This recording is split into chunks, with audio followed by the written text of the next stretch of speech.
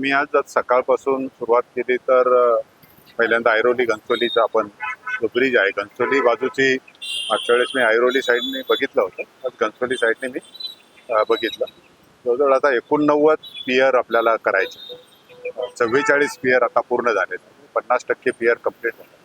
राहिलेले ज्या पियरचं आहे त्याच्या फाउंडेशन लेवलपर्यंत आपण आलेलो आहोत. आता पियर कॅपपर्यंत ते सगळे स्ट्रक्चर आपण जूनपर्यंत आणण्याच्या सूचना दिलेल्या आहेत आणि पुढे दरम्यानच्या पावसाळ्याच्या कालावधीमध्ये पूर्ण कास्टिंग यार्डमध्ये सगळे स्पॅन कास्टिंगचं काम हे झालं पाहिजे अशा आपण तिथं सूचना दिल्यात. आणि हा ब्रिज सुद्धा लवकरात लवकर आपल्याला लोकांसाठी वाहतुकीसाठी खुला करायचा.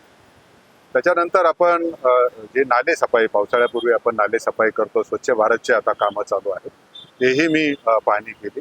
विशेषतः जो कोपरीचा नाला आहे त्याच्यामध्ये आपण ज्यावेळेस बघितलं आणि एक तळवली गावामध्ये जे ट्रॅफिक जाम होते तोही मी आज जागा बघून आलो, तिथे काही अडचण आहे तेही बघितलं.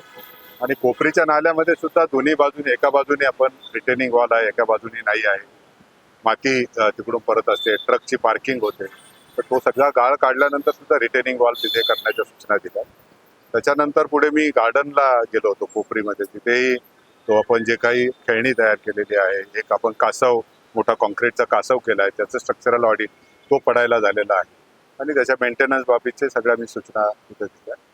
आणि आता मी इथं ऑरेंजा कॉर्नरच्या इथे ज्यावेळेस उभा आहे तर हाही मोठा नाला आहे, 15-1 फूट आता जवळजवळ सिल्ट त्याच्यात झालंय आणि याच्यामधलं सिल्ट पूर्ण काढून घेऊन जसं आपण बाजाराच्या बाजूने, ट्रक टर्मिनलच्या बाजूने जसे आपल्याला पार्किंगला एक आपण भिंत बांधलेली आहे STPच्या बाजूने, तशीच एक भिंत रिटेनिंग वॉल ऑरेंजा कॉर्नर पासून ते पूर्ण आपल्या ह्याच्यापर्यंत पुढे कुठलं हायवे पर्यंत, पाम बीचच्या पर्यंत तोही सूचना दिल्यात. आणि पूर्ण गाळ काढण्याला STPचं पाण्याचे सुद्धा पाईपलाईन जे आहेत त्या सुद्धा लिकेजेस आहेत त्याही पूर्ण करायला तिथे सांगितलेलं आहे.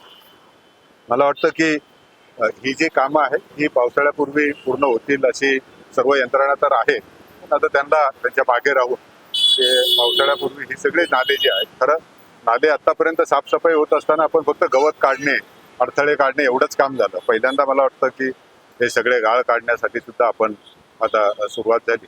निश्चितपणे त्याचा फरक नागरिकांना दिसेल आणि पावसाळ्यामध्ये होणारा जो त्रास आहे आणि एरवी सुद्धा ह्याचं जे पाणी येतं, भरतीचं पाणी येतं, त्याच्यावरही काय उपाययोजना करता येईल त्याच्या मी आता सूचना दिल्या.